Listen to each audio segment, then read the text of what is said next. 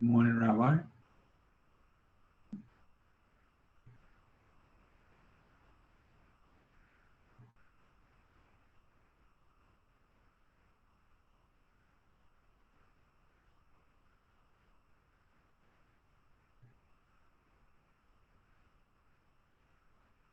Morning, Harvey. Good morning. Okay. I don't know, for whatever reason, davening is running a little bit on the long side. I Yeah. think Ted was there as well as Erwin and Bob Romberg. So hopefully they'll be joining us eventually. Okay. I don't see Marvin. Marvin is usually on time. I don't know. Zev Kipperman also has been joining us lately. So hopefully they'll pick up. Everything okay with you and Lee? Yes. Good. Okay. No catastrophes, nothing bad over there by your No, side of the village, I hope? no, nothing unusual that I don't know about. Okay, well, I figured you'd know about it if it was Well, a situation. unfortunately, yeah, you're right. Okay. Today is Thursday the 5th, right? Correct. 88-1. Okay, so I'm 80, gonna, I'm gonna go back. well, I'm gonna start us with the sponsors. As I said, I left, they were finishing Torah reading this morning. Hmm. So, um, okay. And all right, the sponsors, A Year of Learning, Dr. Paul Koningsberg, in memory of his brother, Dr. Sam Koningsberg, Shimon Ruven ben Labish, and Ed Goldberg's cousin, Nisan Hara, Nisan ben Fardosa. Paula and Bob Romberg, in memory of their dear friend Julian Smith, Yehuda ben Yisrael. Malka Mann, in memory of her family murdered in the Holocaust. Harav Tzvi Hirsch ben Shlomo Yaakov, Sarah bat Ephraim, Yisrael David ben Harav Tzvi Hirsch, Ephraim ben Harav Tzvi Hirsch, Adia bat Harav Tzvi Hirsch, Miriam bat Harav Tzvi Hirsch, Pesel bat Harav Tzvi Hirsch, Shalom ben Harav Tzvi Hirsch, Shlomo Yaakov ben Harav Tzvi Hirsch, Shmuel ben Harav Tzvi Hirsch. Many friends of Dr. Marvin Blush, Moshe Shalom ben Yitzchak Halevi. Friends of Toby Paris, Saratova bat Yisrael Dov. Friends of Malka Levi, Malka bat Yosef. Friends of Avi Gitler, Avrameir ben Shimon. Cheryl Sher, her children and grandchildren, in memory of her uncle, founding member of BRS, Dr. Israel Brook, Yisrael ben Harav Akiva. Also, A Month of Learning by Charlie Gelfenstein, in memory of his mother, Dacia Gittel Bas Meir Halevi, and his father, Meir ben Yaakov. And actually, that is it for today.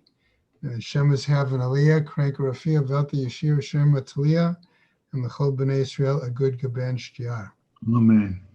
Right? Okay. Just assume a new bulletin will come out this afternoon. All right? Yeah, but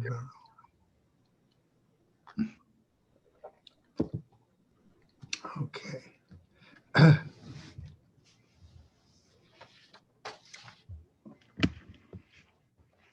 So,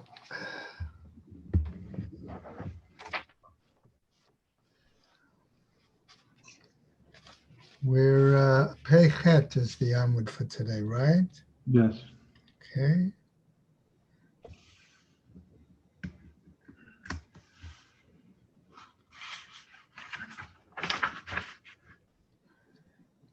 If you open up to 88A1,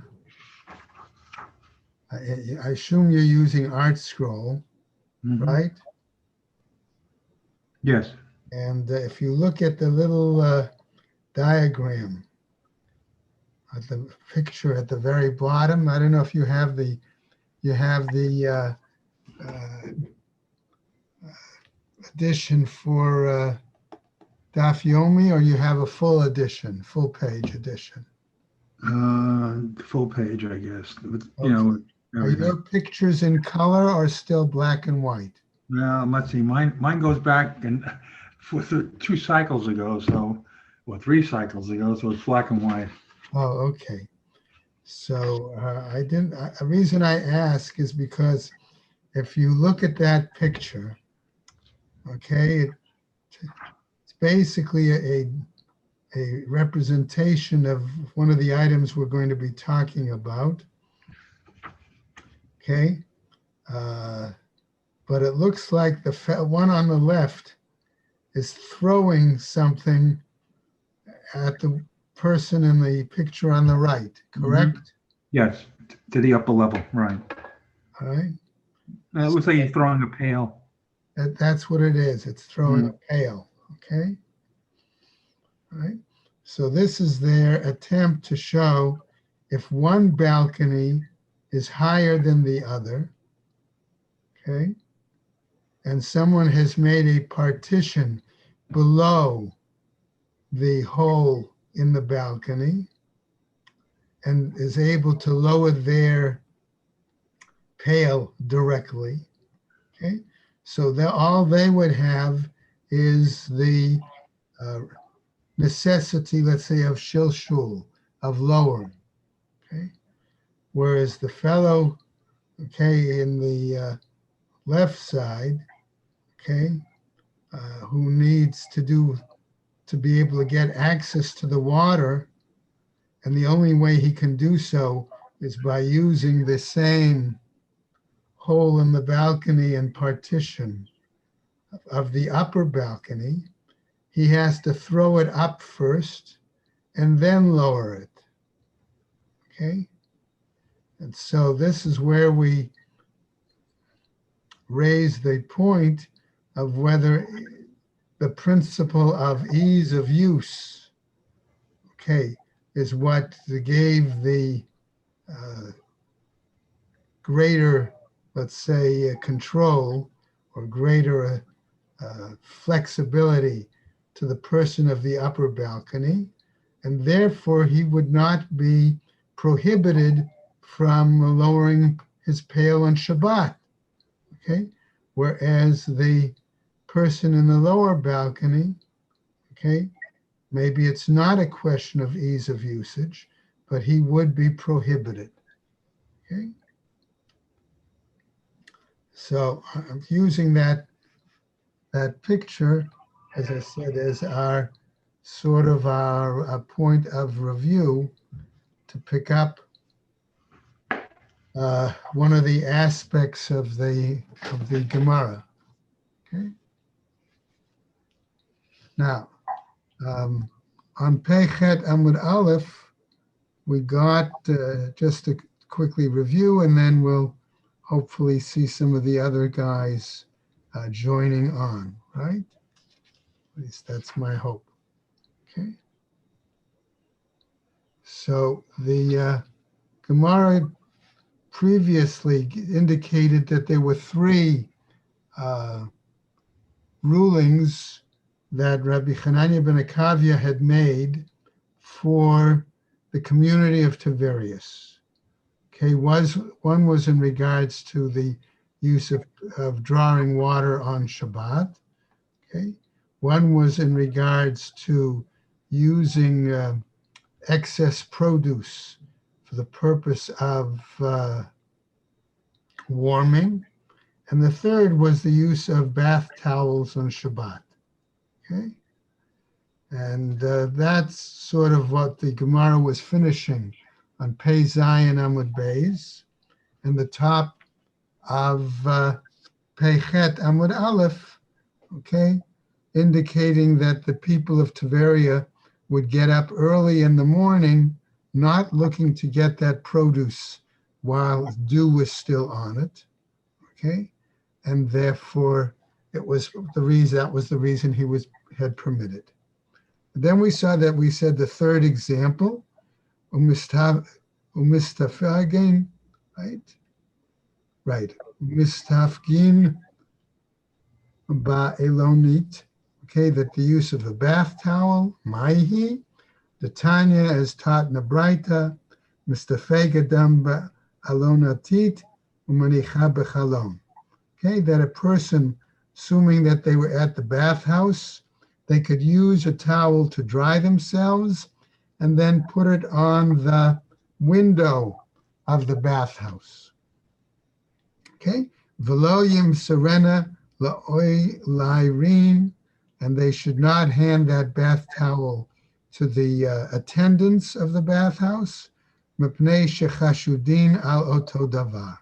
Why? Because they would be suspect for that same item. Okay? In other words, the question of wringing out the bath towel on Shabbat. Right? And then we saw, as we finished yesterday, Rabbi Shimon Omer, Af mevia biyado letoch beito. That Rabbi Shimon actually held that he could, the person would not to be concerned about their wringing it out, that they actually could bring the wet towel back home and hang it out to dry there. Okay, and that's sort of where we completed yesterday. Okay, so as we're going to pick up today, right, we're going to see that this clarification, like we said, from the drawing of drawing water from various balconies. Okay. All right, there's Erwin. Good morning, Erwin. You doing okay? Good morning. Fine, thank you. Yeah. Good. Good morning. I assume perhaps Bob and maybe Ted, others will get on shortly. Bob might be busy. His wife had a hernia operation. Oh, really? Yeah. Okay. All right, well, let's wish a refuah shlema and a refuah shlema to you too. Thank you very much. I was going to kibitz you and tell you that's what happened to you. I wonder how much you beat up the other guy. Yeah, right. You should see the other guy. Yeah? Okay. Okay. So we're about 6 lines down on Pechet Amud Aleph. Amar Rabba Bar Huna Lo Shanu Ela Limalot. Okay, now he's giving a clarification, Rabba Bar Huna, of the permissive ruling of what we saw before of Rabbi Hanania ben Akavia. Okay, what he's saying is that they only taught that in regards to being able to fill the bucket. Okay, fill the pail to get water. Aval lishpoch asur, but to empty out dirty water, in other words, to pour out sewage or things like that, that would be prohibited.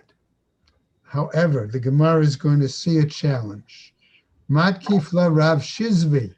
Rav Shizvi challenged him, okay, based on the following. V'chima bein zeh la'uka. He asks, what is the difference between simply pouring out sewage, the water, excess water, through that hole, okay, into the water below, versus the idea of pouring it into some sort of a pit or some sort of a cesspool that would be in the courtyard itself, right? Hani taime, the Gemara answers, in this case, it's absorbed. Namely, if it's into a pit or cesspool in the courtyard, it's absorbed into the ground, right? Vahani lo taime, and this other is not absorbed. Okay, in other words, we don't know whether that water is then going to flow, if it's a canal like we saw before, is it going to flow out into perhaps the Rishus Harabim? and that's problematic, right? Ika da amre. And there are others, however, who present this discussion, excuse me, in another manner. Amar Rabba bar Rav Huna, he says, Lo tema lemalaot hu deshari, okay? Lishpoch asur. Don't simply say that to fill the pail is permitted and to pour out is forbidden. Ela lishpoch nami shari. But say that to pour out the water also is permitted. Now, continuing, Ma Rav Shizbi, Pshita, Hainu Uka. That seems obvious because that would be like a pit. Okay, in other words, the water that sewage would get mixed in with the existing water underneath. The same way, he might argue that the ground absorbs the sewage water. Mahu detema. What are you trying to tell us then? Hani taime, v'hani lo taime. Okay, we might challenge that idea by saying that in one case with the uka, with the pit or cesspool, it's absorbed, and in the other case, it's not absorbed. Kamash malan comes to inform us, however, just the opposite, that it is permitted, okay, and that the sewage will flow and not flow out to the Rishus Harabi. Now we get to a new piece in the Gemara, and I pointed previously to Harvey that the picture on the bottom of the page is an attempt to give some clarification to this particular section of the Gemara. Okay?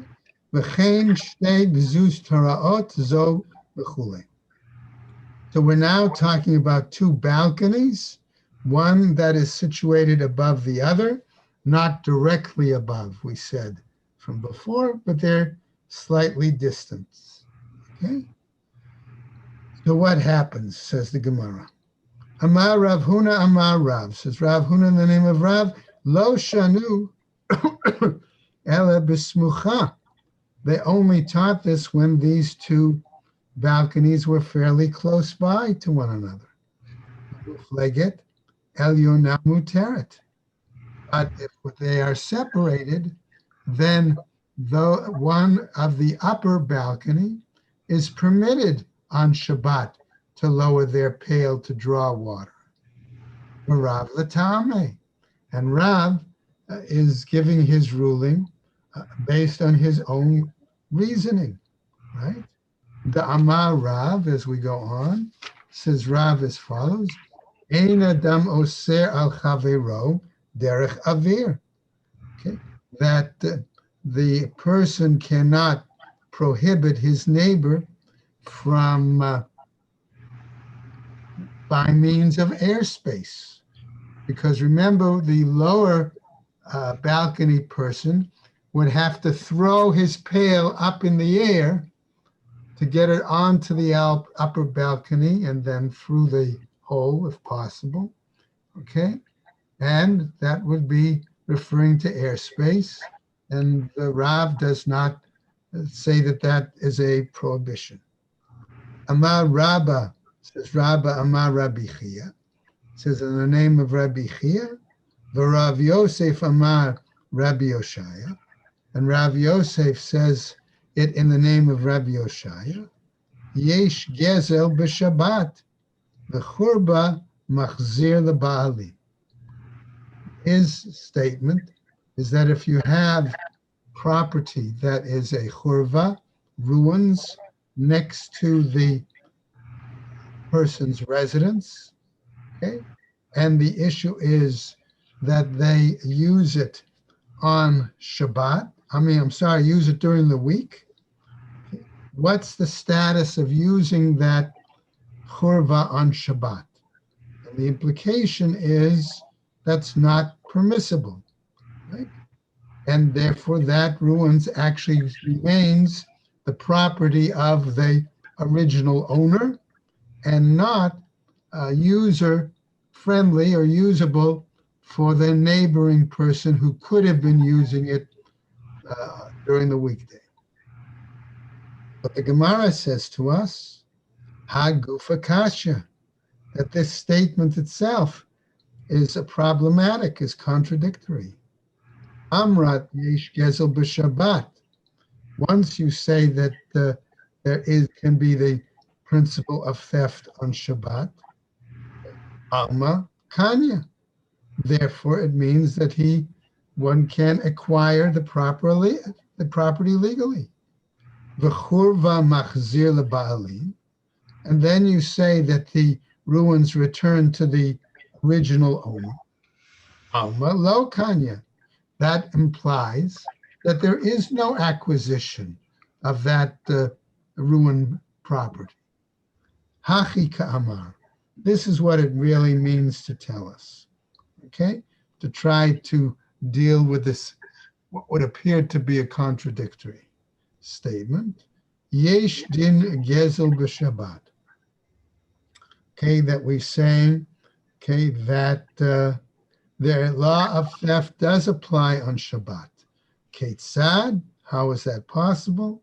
The churva machzir leba'alim. Okay, that the ruin does return to the possession of the original owner. Okay, and that what we're saying, therefore, is that, excuse me, the use of that property by the neighbor during the week has no application to the question of making an eruv and utilizing it for the purpose of Shabbat. Okay. Amar Rabbah, and Rabbah now says the following: Modavinan Ashma Eitain, and we raised an objection on our own lesson. L'kein shtei gezuz traot. And in like manner, says, when we have two balconies, zo lamala mizo, one above the other, etc. Ve'i amrat yesh din gezel b'Shabbat. And if you're going to apply then the principle that there is thievery, robbery, theft applies in Shabbat, amai asurot.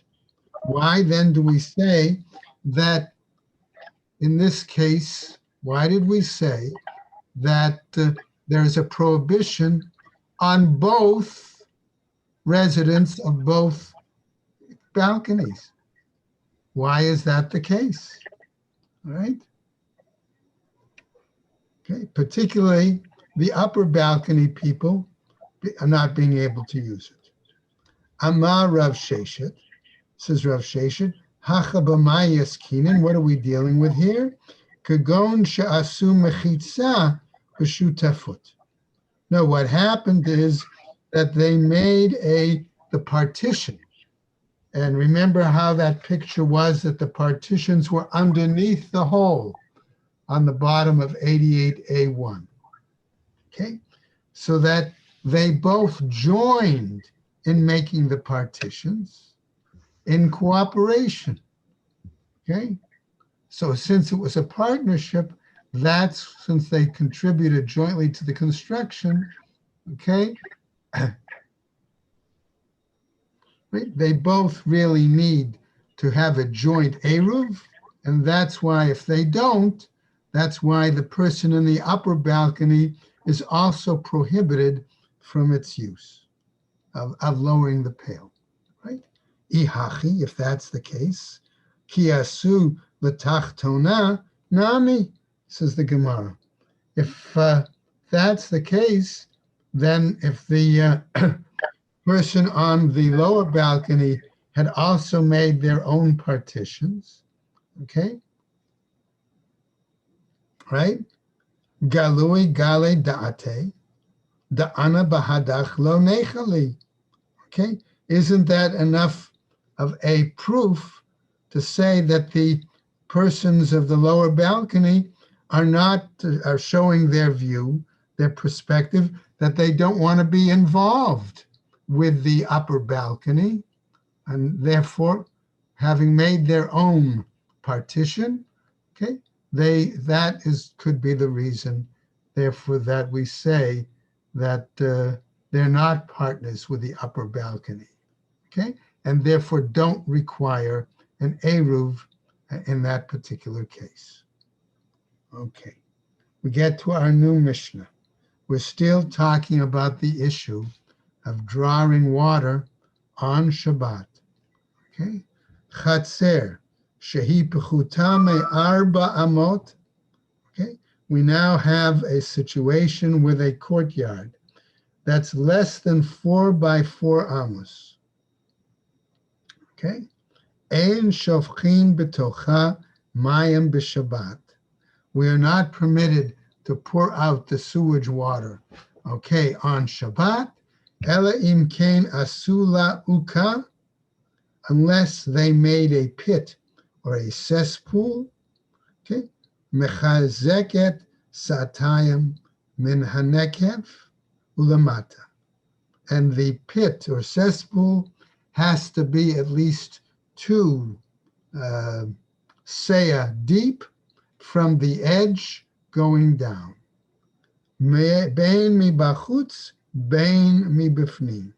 Whether we say, on the one hand, we say it could be 2 seah in depth, but instead from an embankment. So that would be from outside. So if the earth around the pit was 2 seah high, that would be acceptable. Or if the depth of the pit below was 2 seah deep, okay, that would be acceptable. Right? And that's where the water would be. Okay? Ela shemi bachutz tzrich likmor.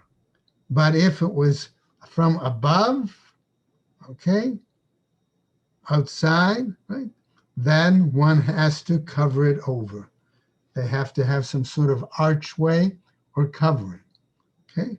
Think of a manhole cover, or think of the boards going across the pit or the cesspool. Okay? Mi bifnim ein sarich likmor. But if it was dug 2 seah down deep, okay, then one would not have to cover it. Now the Gemara picks up and raises the following point. Rabbi Eliezer ben Yaakov Omer, he says as follows, okay? Excuse me. Bev, which is a drainage ditch, shehu kamor, that it's covered over, right? Arba amot b'reshut harabim, and it's been covered for 4 amos in the public domain. Shofchim v'tocho mayim b'Shabbat. It's permitted then to pour sewage water, let's say, on Shabbat. Okay? Why? Because that 4 amos means that it's a separate reshus, right? So it's going from an area that would be a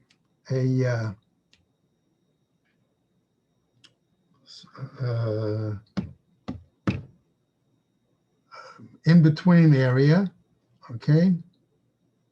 Not patur, but like watercolor, right? Before it gets to the Rishus Harabim. Okay? The Chachamim omrim, but the sages say, afilu gag o chatzer me'a ama, lo yishpoch al pi chabiv. Okay? According to the sages, they disagree, okay? And they argue that even if it's covered with a roof, or we have instead a courtyard that's much longer, okay, before it reaches the Rishus Harabim, you can't pour directly into the opening of the drainage ditch, okay? What happens, however, all right, Aval, but, says the Chachamim, shofech hu lagag. But what happens is he can bring that sewage water on top, dump it on his roof, and then from the roof, whatever sinor, whatever pipe, okay, then brings it down into the drainage ditch, that's acceptable. V'hamayim yurdin labiv, and then the water goes down into the drainage ditch. Okay.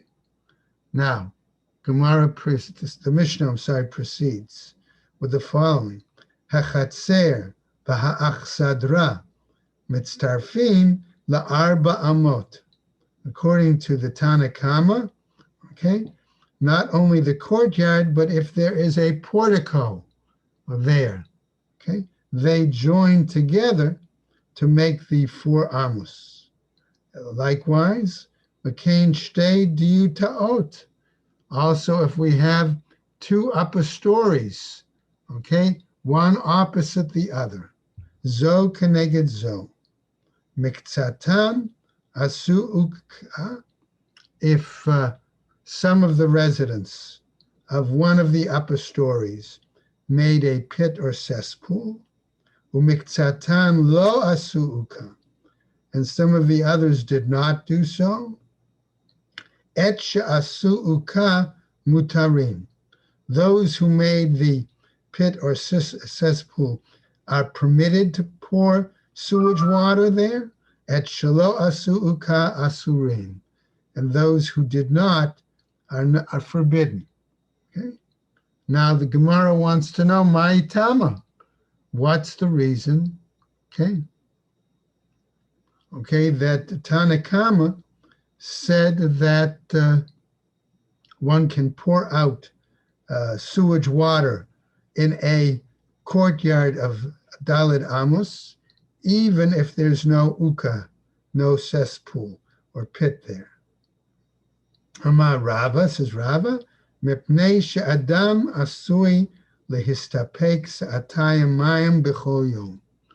Because we say that a person usually utilizes the equivalent of 2 seah of water on a daily basis. Ba'arba amot adam rotzeh lezalfan.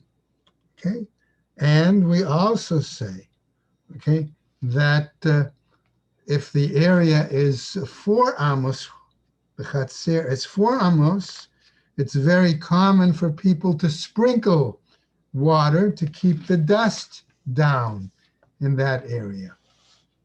Right? Pachot me'arba shofchin. And therefore, in those examples, it's not uncommon to see water around the area, and therefore they're permitting, according to Tanakama, the pouring of this sewage water. Okay? Ida avid uka, okay, and if he makes the uka, the pit or the cesspool, shari, he's permitted. Ilo asur, and if he doesn't, then it's prohibited. Now, Rabbi Zera Amar says, Rabbi Zera, Dalit Amot, Taime. Okay, Rabbi Zera gives a different explanation. If you have a courtyard of at least 4 by 4 amos, the water is going to be ceased. It's going to be absorbed. Pachot me arba amot lo taime. If it's less than 4 by 4 amos, the water will not be absorbed. Okay, that's why Rabbi Zera would argue you need the pit or the cesspool. My binaihu, what's the difference between them? Amar Abai, says Abai, arich vekatin ika binaihu. That if you have a courtyard that is long and narrow, okay, that may be the difference between them. Because if you have a long and narrow courtyard, that still might be the equivalent of a total 16 amos, right? Then, according to Rabbi Zera, you do not need any kind of a uka, a pit, or a cesspool. Okay? Now, Tznan, However, we have a Mishnah that we just taught. Chatzer v'achsadra mitztarfin la'arba amot. That the courtyard and any sort of portico, excuse me, can combine to make up the 4 amos. And if that's the case, then one can dispose of the liquid, the sewage, excuse me, without the cesspool, right? Okay. Bishlema la Rabbi Zera. Necha. According to Rabbi Zera, that seems feasible. Ela la Rabba kasha. But to Rabba, that's problematic, right? Now, Tirgama Rabbi Zera aleba de Rabba. Okay, and we now have the Gemara tell us that Rabbi Zera explained the Mishnah according to Rabba's view, okay, namely the following: Ba'achsadra mahalechet al pnei kol hachatzer kula. We're dealing with the case of a portico that ran the entire area, let's say face of the courtyard. Okay? And that would be the example. Okay? Now, let's see a following Braita, which is going to try to prove, again, Rabba's perspective. Tashma, listen to the following Braita. Chatzer she'ein ba arba amot al arba amot. A courtyard that does not have 4 by 4 amos in its area. Ein shofchin letocha mayim b'Shabbat. We're not permitted to pour sewage water on Shabbat. Bishlema l'Rabba necha. That seems acceptable, that Braita, where it says you're not permitted to do so, is acceptable to the view of Rabbah. Ela l'Rabbi Zera kasha. But it's problematic to the view of Rabbi Zera. Amar lecha Rabbi Zera. Rabbi Zera would then say to you, Hamani, according to whom is that? Rabbananhi. That's according to the view of the rabbis, right? Umat Nitin, and our Mishnah, Rabbi Eliezer ben Yaakovhi. That who permits it, okay, so long as it's 4 by 4, that's the view of Rabbi Eliezer ben Yaakov. So the Gemara asks the following question: Umay duchke the Rabbi Zera laokma lematnitin ke Rabbi Eliezer ben Yaakov? What forced Rabbi Zera then to establish our Mishnah? Sorry, according to the view of Rabbi Eliezer ben Yaakov, Amar Rabba, says Rabba, matnitin kashite, says that our Mishnah was difficult, okay? The language of the Mishnah was problematic. Ma'i area, what is he trying to say? Tatani, that he taught, Chatzer shehi pechuta. Why? Because it said if a courtyard is less, right? Litne Chatzer she'ein ba arba amot al arba amot. Sorry. That instead, sorry, our Mishnah should have taught that it was less than 4 amos by 4 amos. Elelav shmamina. Therefore, don't we learn from this? The Rabbi Eliezer ben Yaakovhi, that indeed that was the view of Rabbi Eliezer ben Yaakov, shmamina. Indeed, that's what we learn from this. Now, Gemara, however, picks up and raises the following: Vaha Midasefa Rabbi Eliezer ben Yaakov. And here, since the end of the statement, the end of the text, right, seems based on Rabbi Eliezer ben Yaakov, okay, the latter clause follows his opinion, right? Rabbi Eliezer ben Yaakov, Reisha, that's his. Reisha Lav Rabbi Eliezer ben Yaakov. Is it possible that the beginning of the Mishnah would not be stated according to the view of Rabbi Eliezer ben Yaakov? Kula Rabbi Eliezer ben Yaakov he.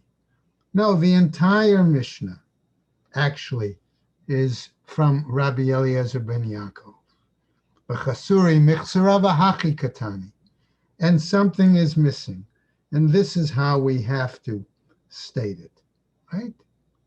Chatzer shehi pechota me'arba amot, a courtyard that is less than 4 amos, by 4 amos, ein shofchim metocha mayim b'Shabbat. We're not permitted to pour sewage water in it on Shabbat. Ha-arba amot, but if it is 4 by 4 amos, shofchin, we're permitted. Rabbi Eliezer ben Yaakov omer, that Rabbi Eliezer ben Yaakov says, biv hakamor arba amot bereshut harabim, that a drainage ditch, which is covered over for 4 amos into the reshus harabim, shofchin letocho mayim b'Shabbat. It's permitted to pour the sewage water into it on Shabbat. Okay. Let's continue now. Rabbi Eliezer ben Yaakov omer biv hakamor. Coming back now to this part of the Mishnah that said that the covered sewage ditch covered drainage ditch allows us on Shabbat to pour the water directly into the ditch. Okay. What happened? Matnitin delo kechananya. Our Mishnah cannot be according to Chananya. The Tanya who teaches, Chananya Omer, as Chananya says, Afilu gag me'a ama lo yishpoch. Even if the covering on the drainage ditch was to go for 100 amma, okay, 100 ammas, well, one should not pour. Lefi she'ein hagag asui lavloa ela lekaleach. Why? Because we said instead that it should be poured on the roof, but his argument of Chananya is that the roof is not going to absorb the water. Instead, lekaleach, it's going to flow, it's going to roll off. Tana, okay, and therefore we teach Bamed Varim Amorim. What are we talking about? Biyamot Hachama, during the summer months, right? Aval Biyamot Kagshamim, but during the rainy season, Shofech Vishoneh, one can pour out and even do it a second time. Ve'eno nimna, and he's not prevented. Okay, there's no limit. My Tama, what's the reasoning? Amar Rabba, says Rabba, Adam rotzeh sheyivla'u mayim bimkomam. Why? Because a person wants the water to be absorbed in its place, right? In one spot. Amar le Abaye. And so Abaye now, okay, says, V'harei shofchim, okay, that here if one pours it out, da adam rotzeh sheyivla'u, that one wants it to be absorbed, ukatani lo yishpoch. But on the other hand, our text says that one should not pour it. Amar le, Rava's response, hatam lamini chushla, according to whom should we be sensitive, okay? right? Right? On what basis? Lamai nichushla. Why should we be concerned? Imishum kilkul chatzero. If the person is going to be concerned that pouring this garbage, the sewage water in his courtyard, it's going to ruin his courtyard. Ha mikal kala b'kaima. Okay? During the rainy season, his courtyard is all muddy anyway. Okay? And therefore, as a result of that, okay, it makes no difference. Ve'imishum gzeira shema yomrut sinoro shel ploni mikaleach mayim. Okay? And if we're going to say that the person should not do it because maybe it'll be like he's watering his plants, his garden, because the water will come out of a sinor, out of a pole, or out of a pipe, really, right? And it's going to water. Stam sinorot mikalchim hen. Pipes just normally, that's their purpose, that the water flows out of them regardless. Okay? Amar Rav Nachman, biyamot hagishomim, if we're talking about, says Rav Nachman, the rainy season, uka machzik satayim. If he has the pit, the cesspool, that's going to hold at least the amount of water, 2 seah. Notnim lo satayim, we give him 2 seah. Machazik seah, if it only holds 1 seah, notnim lo seah, we give him 1 seah.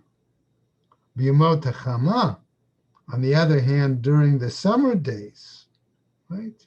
Machazik satayim, if it holds 2 seah of water, notnim lo satayim, we allow him 2 seah of water. Okay, sa'ah, but if only going to hold 1 seah, ein notnim lo kol ikar. We don't let him pour water in it whatsoever. B'yamot hachama, okay, in the summer days, the sunny days, nami mechazik seah, but it also still could hold 1 seah. Nativ le seah, shouldn't we then give him at least that 1 seah? Gezerah dilma ate litem le sa'atayim. No, we have gezerah that says, lest the person come and pour in 2 seah of sewage water into the pit. So the Gemara then says, ihachi, if that's the case, biyamotik shamim nami ligsor. Maybe in the rainy season, also the same decree should be in place. Maybe even though he has 2, he'll pour in more than 2. Okay? Hatam mai nichushla. There, what are we going to suspect? Okay? What are we going to be concerned about? Imishum kilkul, again. If it's because he's going to ruin his courtyard, hamikal kala kaima. It's already ruined, muddy, but it's still going to exist afterwards. Imishum gzera, if it's because of a decree, shema yomrut sinoro shel ploni mikaleach mayim, lest people say that the pipe allow water to flow to be able to potentially water his garden on Shabbat. Stam tzinorot mekalchin hen. In general, the purpose of the pipes is to allow the water to flow. Amar Abaye. And so Abaye is now going to respond. Hilkach, if that's the case, afilu kur, va'afilu kurayim. Okay, when the rainy season occurs, why then, he says, do we limit him only to 2 seah? Maybe we should give him more, a core or even 2 core of water to be poured. Okay, Amar Rabba, says Rabba, afilu ervu.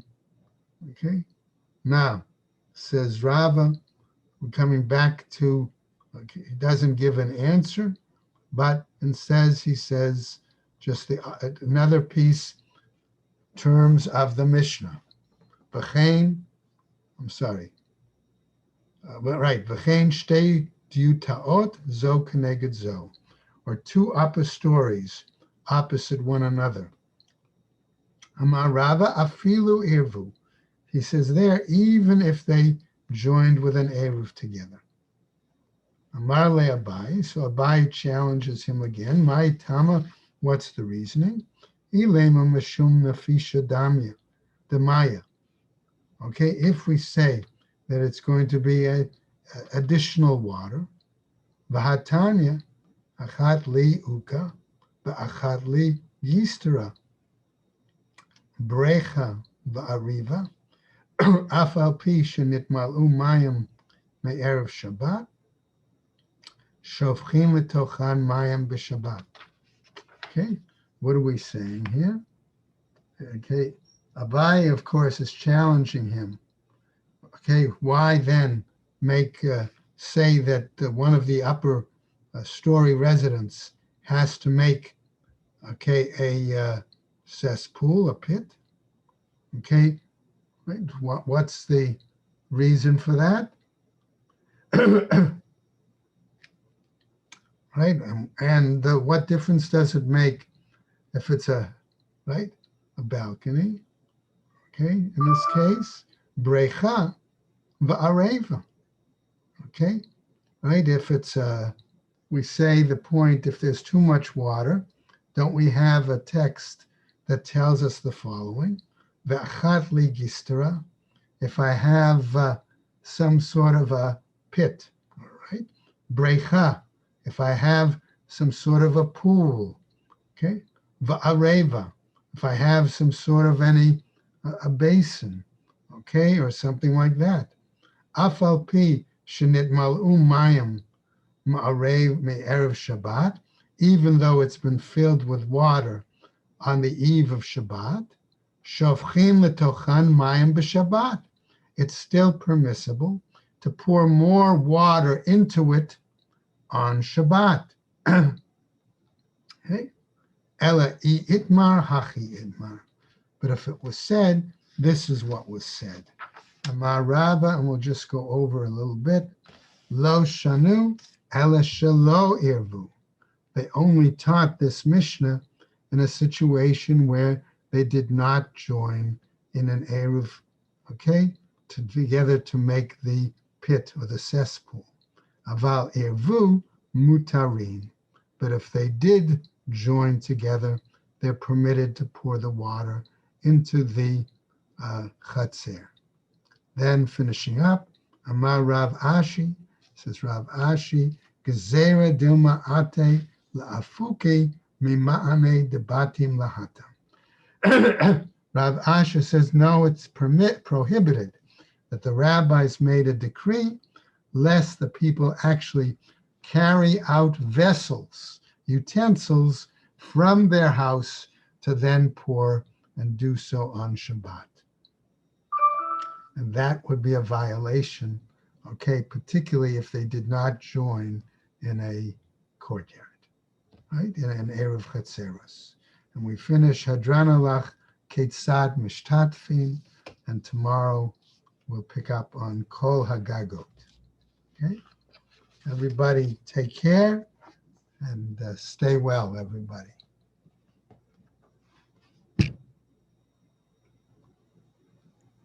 Thank you, Rabbi. Okay. Thank you.